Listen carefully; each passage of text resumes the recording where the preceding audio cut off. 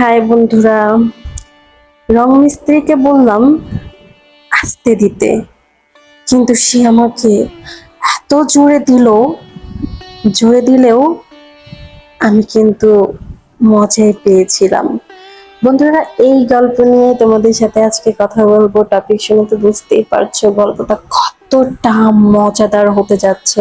বন্ধুরা, তোমরা গল্পটি শোনার আগে কিন্তু অবশ্যই কানে হেডফোন লাগাই নিবা, আর কাছে নেকড়া বা টিস্যু অবশ্যই রাখবা। কারণ বন্ধুরা, এই গল্পের ভিতরে এমন কিছু কথা আছে, এত মজার মজার কথা আছে, যেগুলো শুনলে বন্ধুরা তোমাদের অনেক কিছু করতে মন চাইবে। বন্ধুরা, তোমাদের অনেক কিছু ভিজে যেতে পারে, নষ্ট হয়ে যেতে পারে। তো সেই জন্য তোমরা কাছে টিস্যু রাখবে। বন্ধুরা, বেশি কথা বলবো না, বেশি কথা না বলে আমরা চলে যাব মূল টপিকে। বন্ধুরা, আমি খুব বড় লোকের মেয়ে। আমার বাবা সরকারি চাকরি করে, মাসে অনেক টাকা ইনকাম করে। আর আমি সেই বাবারই একমাত্র মেয়ে। তো বন্ধুরা, আমাদের খুব সুন্দর লাইফ যাচ্ছিল, খুবই সুন্দরভাবে। যেহেতু আমার বাবা বড় লোক, আমাদের কোনো কিছুর অভাব ছিল না। খুব সুন্দরভাবে হাসি খুশি ভাবে আমাদের দিনকাল যাচ্ছিল। তো অনেকদিন ধরে কথাবার্তা চলতেছিল যে আমরা পাকা বাড়ি করব। যদিও আমাদের বাড়িটা পাকাই, এখনো আমাদের বাড়ি পাকা, কিন্তু চাচ্ছিলাম যে ফাউন্ডেশন করে আর কি, পাঁচতলা ফাউন্ডেশন করে আর কি 2-3 তলা কমপ্লিট করা লাগবে। কিন্তু এখন যে আমাদের বাড়ি আছে সেটা একদম একতলা কিন্তু পাকা। তো ওই বাড়িতে ভেঙে আর কি 5তলা ফাউন্ডেশন করে 3তলা কমপ্লিট করে রাখবে আমার বাবা, এটা চিন্তা ভাবনা করেছে। তো সেই জন্য আহ অনেক মিস্ত্রি আসে, বালি নিয়ে আসা হয়, সব কিছু নিয়ে আসা হয়। আমাদের বাড়ির কাজকাম শুরু হয়ে যায়, বাড়ির কাজকাম করতেছে এদিকে। আমি প্রতিদিন বিকেল বেলা ঘর থেকে বের হয়ে দেখতাম সবাই কিভাবে কাজকাম করছে, এগুলোই দেখতাম। সবাই অনেক সুন্দর করে কাজকাম করছিল, আমি সেগুলো প্রতিদিন বিকেলে বের হয়ে দেখতাম। তো প্রতিদিনের মতো সেদিনও বের হয়েছিলাম। বের হওয়ার পরে বের হয়ে একটা ছেলের দিকে আমার চোখ গেল। ছেলেটা এত সুন্দর বন্ধুরা, কি বলবো তোমাদের, ওকে দেখে আমার ভালো লেগে যায়। ছেলেটা ছিল অনেক স্মার্ট, অনেক সুন্দর। ওকে দেখে বোঝাই যায় না যে সে আসলে রাজমিস্ত্রি।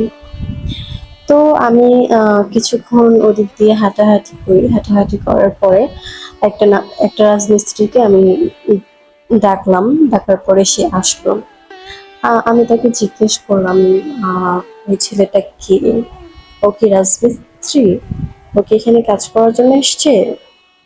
তখন আহ, সে রাজমিস্ত্রি আমাকে বলল, না না ম্যাডাম, ও কেন রাজমিস্ত্রি হতে যাবে, ও হচ্ছে আমাদের কন্ট্রাক্টরের ভাস্তা।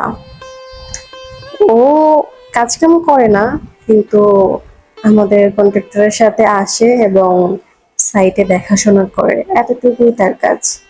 তখন আমি বললাম, ও আচ্ছা, তো ও তোমাদের সাথে কাজ করতেছে কেন? তখন আমাকে সে লোকটা বলল যে ও নাকি খুবই ভালো ছেলে, সবসময় গরিবদেরকে সাহায্য করে, গরিবদের পাশে থাকে, গরিবদেরকে অনেক ভালোবাসে, সবাইকে সবসময় সাহায্য করে। তো এখানে আসছে, আসার পরে আজকে আমাদের সাথে কাজ কাম করতেছে, এটা বললো। তো আমি তখন ওনাকে বললাম, ও আচ্ছা, ঠিক আছে, আপনি এখন যেতে পারেন। তো তারপর সে রাজমিস্ত্রি উনি চলে যায়, গিয়ে নিজের কাজ করতে থাকে। আর আমি ওখানে দাঁড়িয়ে দাঁড়িয়ে শুধু ওই ছেলেটাকে দেখছিলাম।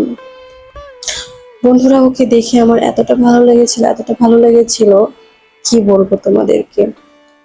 মনে হচ্ছিল ওকে এখন এখান থেকে হাত ধরে টেনে নিয়ে এসে কিছু একটা করি, এরকমটা মনে হচ্ছিল। অনেক ভালো লেগেছিল।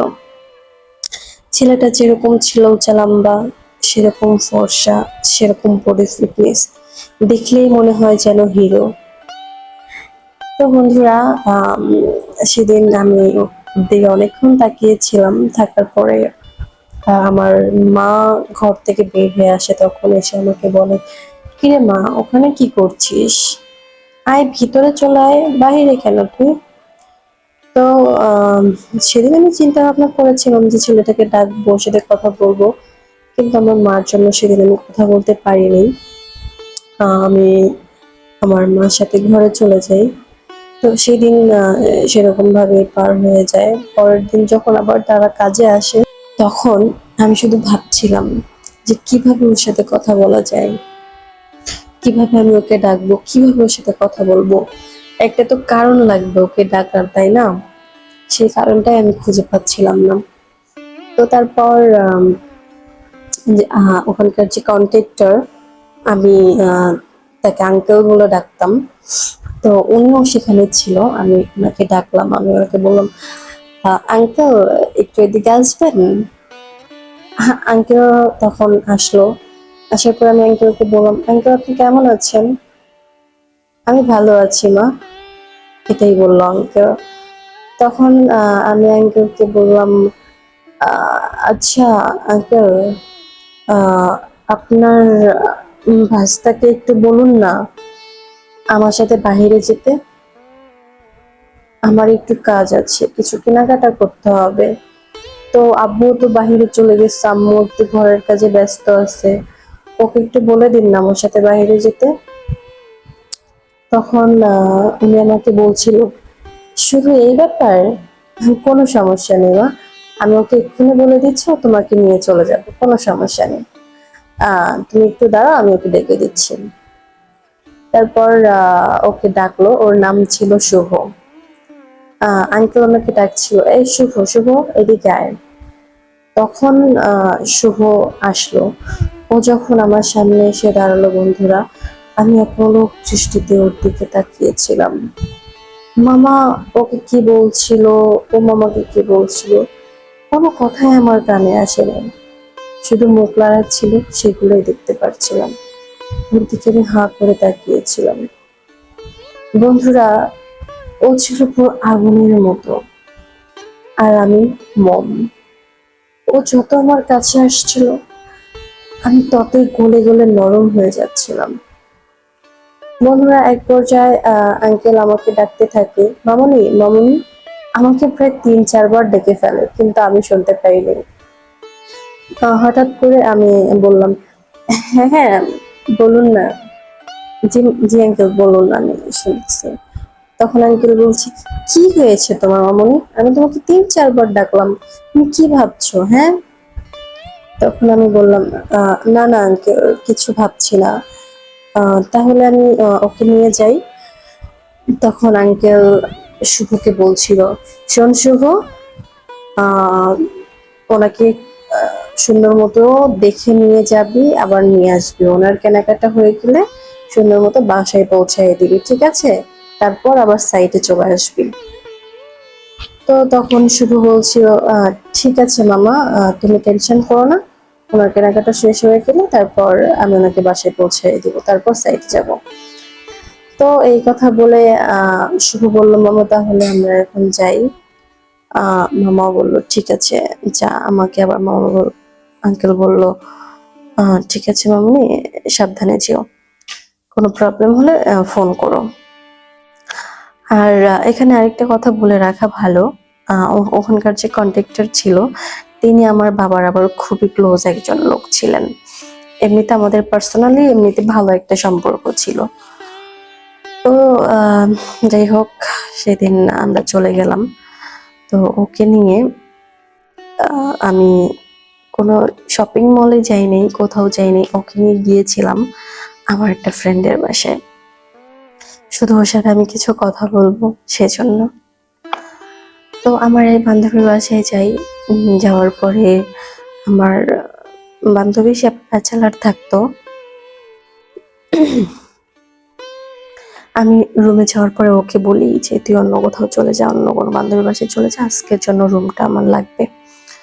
তো আমার বান্ধবী আমার খুবই ক্লোজ ছিল, আমাকে হেল্প করতো যে কোনো বিষয়ে। তো এই কথাটা শোনার পরে ও বলল, আচ্ছা তাহলে এই বিষয়। ওকে, নো প্রবলেম। আজকের জন্য না হয় আমার বাসাটা আমি তোকেই দিয়ে দিলাম, কোনো প্রবলেম নেই। ওকে, তাহলে তোরা থাক, আমি যাই। তারপর ও রেডি হয়ে চলে গেল এবং যাওয়ার সময় বলে গেল, এনজয় দোস্ত। আমি একটু লজ্জা পেয়েছিলাম, আর শুভ আমার দিকে শুধু তাকিয়েছিল। তারপর আমি আর শুভ ঘরের ভিতরে যাই। তারপর আমি আর শুভ ঘরের ভিতরে গিয়ে বসলাম। তারপর শুভ আমাকে বলল, কি ব্যাপার, তুমি আমাকে এখানে কেন নিয়ে আসলে? তোমার তো কেনাকাটা করার কথা ছিল, অথচ তুমি আমাকে তোমার বান্ধবীর বাসায় নিয়ে আসলে, কি ব্যাপার? তখন আমি ওকে বললাম, দেখো, আসলে শপিং মলে যাওয়ার কোনো ইচ্ছে আমার ছিল না। আমি শুধু চেয়েছিলাম একান্তে তোমার সাথে একটু কথা বলতে। তো তখন শুভ আমাকে বলছিল, হ্যাঁ বলো, কি বলতে চাও তুমি? তখন আমি একদম ওর কাছে গিয়ে বসি। কাছে গিয়ে বসার পরে ওর হাতটা ধরে আমার বুকের সাথে নিয়ে আমি ওকে বলতে থাকি, শুভ, আমি তোমাকে যেদিন প্রথম দেখেছিলাম সেই দিনে তোমাকে দেখে পাগল হয়ে গিয়েছিলাম। সবসময় মনে হতো তোমাকে যদি একটু কাছে পেতাম, যদি ভালোবাসতে পারতাম। তখন শুভ ও ও আমার হাতটা চেপে ধরে বলল, তুমি সত্যি এগুলো ভাবতে? আমি বললাম, হ্যাঁ। শুভ তখন আমাকে বলতে লাগলো, আমিও যেদিন তোমাকে প্রথম দেখেছিলাম সেদিন আমি পাগল হয়ে গিয়েছিলাম তোমাকে দেখে, কিন্তু বলতে পারি না এই ভয়ে। তোমার বাবা সরকারি চাকরি করে, তুমি যদি তোমার বাবাকে বলে দাও, আমার মামাকে বলে দাও, সেই ভয়ে আমি তোমাকে কিছু বলিনি। সত্যি বলতে আমিও তোমাকে অনেক পছন্দ করি, তোমাকে দেখলে আমার কি যেন হয়ে যায়, তোমাকে অনেক কাছে পেতে ইচ্ছে করে, ভালোবাসতে ইচ্ছে করে। এই কথাটা শুনে আমি শুভকে অনেক জোরে, শক্ত করে জড়িয়ে ধরলাম। শুভ আমাকে জড়িয়ে ধরলো। তারপর আস্তে আস্তে আমরা অনেক ক্লোজ হয়ে গেলাম, অনেক কাছে চলে আসলাম। তারপর শুভ একদমই আমার কাছে চলে আসে। তারপর অনেক জোরে জোরে আমাকে দিতে থাকে। আমি ওকে বললাম আস্তে, কিন্তু আমাকে এতটা জোরে দিল বন্ধুরা, জোরে দিল, কিন্তু আমি অনেক মজা পেয়েছিলাম। তো সেদিন আমাদের সেভাবে দিনটা চলে যায়। তারপর আমাদের অনেক কিছুই হয়। তারপর আমরা ফ্রেশ হয়ে বান্ধবীর বাসা থেকে চলে আসি। চলে আসার পর আম, আমি আমার বাসায় চলে যাই, আর ওর মামার কাছে চলে যায়। ওর মামার সাথে ও আমার বিষয়টা শেয়ার করে যে ও আমাকে পছন্দ করে, আর আমিও বাড়িতে এই কথাটা শেয়ার করি। করার পরে আমার বাবা আমাকে অনেক ভালোবাসতেন, আর শুভদের ফ্যামিলিও অনেক ভালো ছিল, আমাদের ফ্যামিলিও ভালো। তো ছেলেটাও অনেক ভালো ছিল, সবাই ওকে খুবই ভালো জানতো। তো সেভাবেই শুভ তার মা শুভ তার মা বাবার সাথেও এই কথাটা শেয়ার করে যে সে আমাকে পছন্দ করে। তারপর ওদের বাড়ি থেকে আমাদের বাড়িতে বিয়ের প্রস্তাব নিয়ে আসে। আমার বাবাও রাজি হয়ে যায়। তারপর আমাদের বাড়ি কমপ্লিট হয়ে গেলে ধুমধাম করে আমাদের বিয়ে হয়। তারপর আমাদের জীবন সুখে শান্তিতেই কাটছিল। তো বন্ধুরা, এইভাবে আমার গল্পটি শেষ হয়ে গেল। আমার গল্পটি কেমন লেগেছে তোমরা অবশ্যই কমেন্ট করে জানাবে, আর লাইক কমেন্ট শেয়ার করে সব সময় আমার পাশে থাকবে। আর বন্ধুরা, তোমরা আমাকে যে পরিমাণ সাপোর্ট দিয়েছো, এই পরিমাণ সাপোর্ট আর এই পরিমাণ সাপোর্ট যদি তোমরা আমাকে দিতে থাকো সব সময়, তোমাদের জন্য আমি আরো আরো ভালো গল্প নিয়ে আসবো। আর তোমরা কি ধরনের গল্প শুনতে চাও সেটাও আমাকে কমেন্ট করে জানাবে। আমি অবশ্যই তোমাদের পছন্দের মতো আমি অবশ্যই তোমাদের পছন্দ মতো গল্প দিব।